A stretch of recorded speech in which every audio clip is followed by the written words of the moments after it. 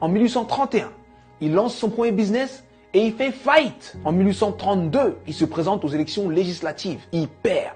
En 1833, il emprunte de nouveau de l'argent pour créer un business qu'il lance et qui fait faillite encore. En 1835, il rencontre une femme merveilleuse, il tombe amoureux d'elle, il se fiance et elle meurt. En 1836, il rentre dans une période sombre de sa vie, il rentre dans une dépression profonde. Et il reste alité pendant 6 mois consécutifs.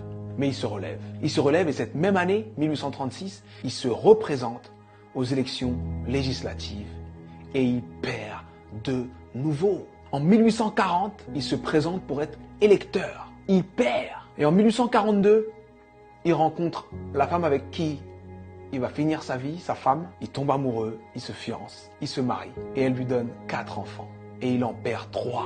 En 1843, il se présente au Congrès et il perd. En 1845, il se présente de nouveau au Congrès et il perd de nouveau. En 1850, son fils meurt. En 1854, il se présente au Sénat, il perd. En 1956, il se présente pour être vice-président. Il n'a même pas 100 voix.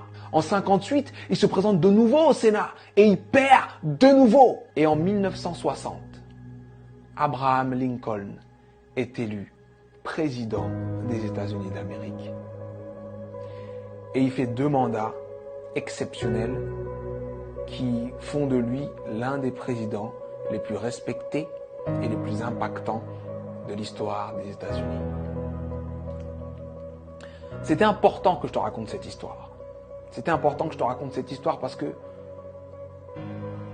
on voit le héros, mais on ne voit pas les coulisses de la réussite. Il faut que tu acceptes les coulisses de ta réussite.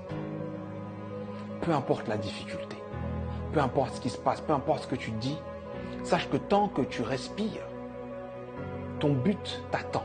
Tant que tu respires, ton rêve t'attend. Et je vais te dire une chose que je veux que tu gardes dans ta tête et dans ton cœur le plus longtemps possible et que tu te répètes le plus souvent possible. Les épreuves que tu trouves sur ton parcours sont adaptées à ton potentiel.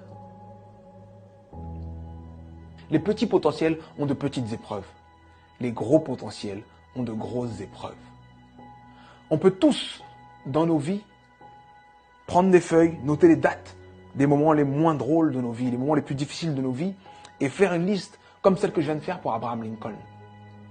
Mais sincèrement, je pense que Abraham Lincoln faisait l'inverse. Pour avancer dans les coulisses de la réussite, pour avancer face à toutes ces épreuves, il faut se focaliser sur ce qu'il y a de bon, de positif, et ce qui nous donne envie d'avancer. Donc, je sais que ça peut être dur d'être au cœur de la tourmente, ça peut être dur de perdre des gens, de faire face à l'échec encore et encore et encore.